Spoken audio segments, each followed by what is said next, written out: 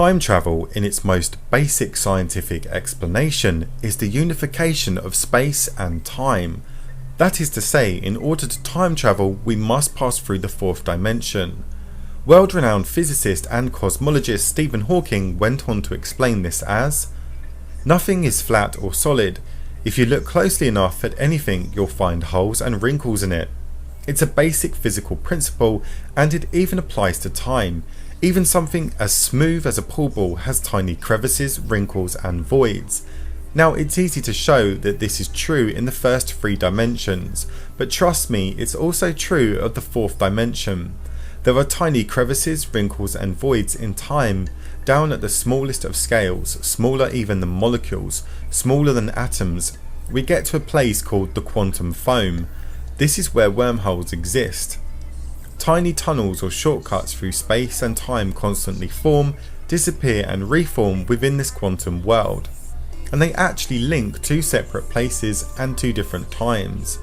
Unfortunately, these real-life time tunnels are just a billion trillion trillionths of a centimetre across, way too small for a human to pass through, but here's where the notion of wormhole time machines is leading. Some scientists think it may be possible to capture a wormhole and enlarge it many trillions of times to make it big enough for a human or even a spaceship to enter. So let's take a look at some potential evidence of real time travellers, or chrononauts as they like to be called. Does the name Benjaman Kyle ring any bells with you? He was found naked and beaten next to some rubbish dumpsters outside a Burger King restaurant on August 31st, 2004 in Richmond Hill, Georgia in the United States. He had several depressions in his skull, was sunburnt and had ant bites over most of his body. Authorities were unable to identify him as he was not carrying an identity document with him. When asked by hospital staff for his name, he said he was Benjamin, spelled with two A's. He came up with the surname of Kyle from the placeholder name that police had given him. Investigators at the time tried helping him to find relatives and friends by broadcasting his story across the news and other sources of media. He was also the only person to feature on the FBI's missing list, even though they knew his whereabouts. He even went on the Dr. Phil and the Jeff Probst shows. Not a single person came forward to say they recognised or knew him, which is a little odd. You'd think that at least one person would recognise him. It was not until 2015 that the true identity of Benjaman Kyle was revealed to him by C.C. Moore, who was a genealogist. He decided to keep his family's and his identity a secret for the time being to protect their privacy, as he had not yet made contact with them. So I bet you're wondering by now where the time travel bit comes in. Well, this is where the story gets a little strange. According to Benjaman Kyle's family, he left Indiana in 1976, never to be seen or heard of again, until now that is. It would make sense that no one came forward because they most likely didn't recognise him after all those decades. Whilst in hospital, he awoke with cataracts in both his eyes. These were not fixed until 9 months later. When he saw himself in the mirror for the first time, he was stunned by how old he looked.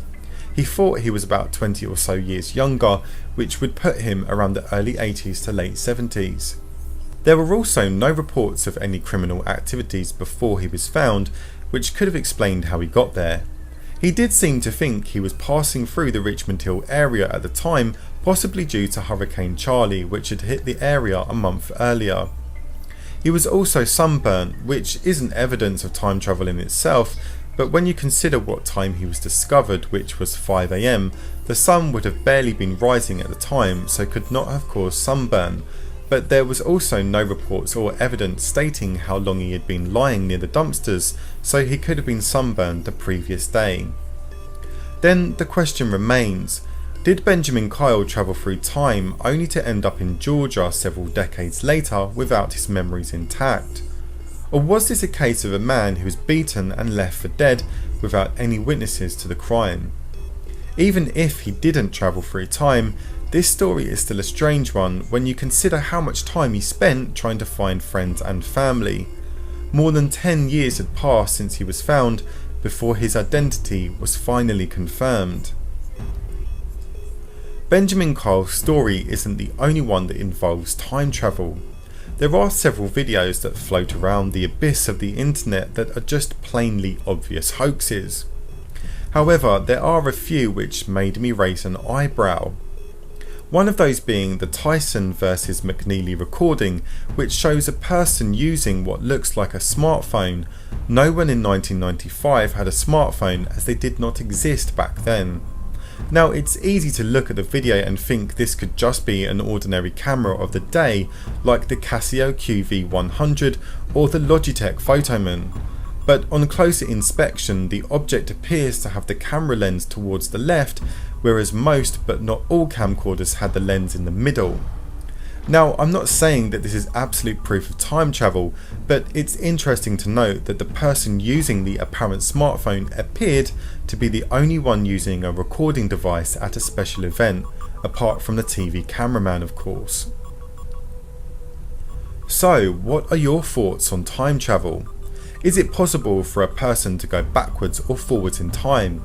Or is the notion of time travel so far-fetched that in reality it would be impossible to visit certain places, events and times in history?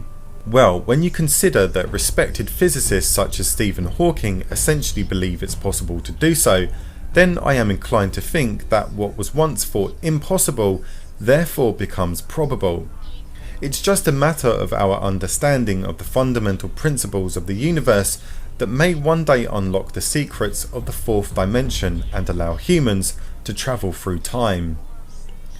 Why not subscribe so you don't miss the next exciting episode of Strangeries? Thanks for watching.